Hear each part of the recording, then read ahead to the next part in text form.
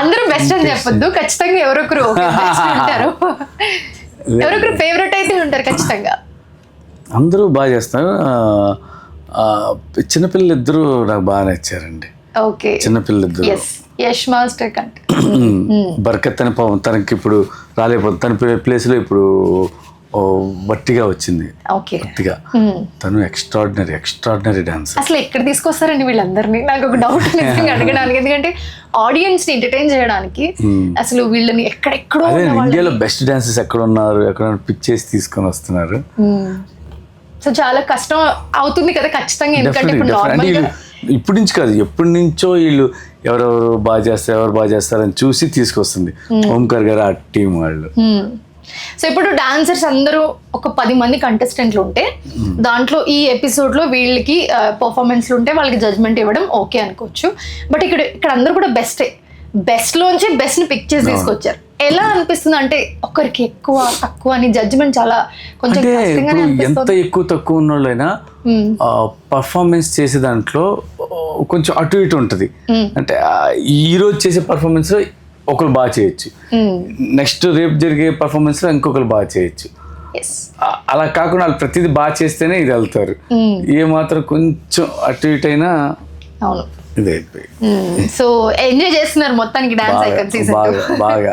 So చాలా మంది ఇప్పుడు మనం మాట్లాడుకున్నట్టే ది బెస్ట్ డాన్సర్స్ ని కంటెస్టెంట్ లాగా మనకి పిక్ చేసుకుని తీసుకొచ్చి డాన్స్ లో పర్ఫామ్ చేపిస్తున్నారు. సో మీకు బాగా నచ్చిన పర్ఫార్మెన్స్ కానివ్వండి, లేకపోతే బాగా టాలెంట్ ఉన్న వాళ్ళు కానివ్వండి, సో మీరు ఛాన్స్ ఇవ్వడం రిఫర్ చేయడం చేస్తూ ఉంటారా?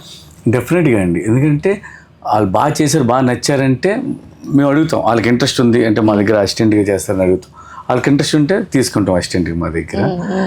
అలాగే నా దగ్గర ఉన్న అసిస్టెంట్స్ కూడా డాన్సెస్ అలా నేను పిక్ చేసుకునే వాళ్ళే. That's so nice. So secret voting అనగానే ఒక ఎగ్జైట్మెంట్ ఉంది, ఏంటి ఎవరికి ఎన్నేస్తున్నారు అని. ఏంటి మీ సీక్రెట్ ఓటింగ్తో ఏమన్నా కొంచెం అటు ఇటు అయ్యే ఛాన్స్ ఉంటుందా? సీక్రెట్ స్కోరింగ్ ఏంటంటే నేను ఫరియా ఇద్దరం కలిసి 100 ఇస్తే 100 వస్తాయి ఎవరికైనా, బెస్ట్ చేసి 100 వస్తే అది వాళ్ళకి యూజ్ అవుతుంది. అంటే అప్పుడు మేము ఎవరైనా ఒక కంటెస్టెంట్ని మేము సేవ్ చేసే స్కోప్ ఉంది. వీళ్ళు బాగా చేసేవాళ్ళు కానీ అంతకుముందు ఎపిసోడ్లో చేయలేదు, లేదంటే ఈ ఎపిసోడ్లో చేయలేదు, అలా అని మేము సేవ్ చేసే అవకాశం ఉంటుంది. కానీ ఫైనల్గా ఏదైనా ఆడియన్స్దే అండి.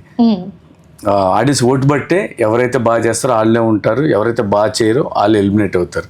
ఎప్పుడైనా వాళ్ళకి 100 out of 100 వస్తే కనుక దాని ముందు ఎపిసోడ్ ఓటింగ్ దాని ముందు ఎపిసోడ్కి ఉంటుంది. దాని ముందు ఎపిసోడ్ ఓటింగ్లో వాళ్ళకి అటు ఇటు అయితే కనుక ఇది వాళ్ళకి యాడ్ అయ్యిద్ది. సో మీకు కనుక టాలెంట్ ఉంటే ఖచ్చితంగా మీరు కూడా ఈ షోలో పార్టిసిపేట్ చేయొచ్చు. ఓంకార్ గారు కూడా అనౌన్స్ చేయడం జరిగింది వైల్డ్ కార్డ్ గురించి. సో మీరు ఏమైనా వాళ్ళకి టిప్స్ కానీ సజెషన్స్ కానీ ఇస్తారు? ఎందుకంటే వైల్డ్ కార్డ్ అనగానే టాలెంటెడ్ పర్సన్స్ ఎక్కడో ఉంటారు లైక్ పిక్ చేయకుండా, సో వాళ్ళకి ఖచ్చితంగా ట్రై చేస్తారు. వాళ్ళకి మీరు ఎలాంటి టిప్స్ ఇస్తారు? టిప్స్ అంటే ఏం లేదండి, ఏంటంటే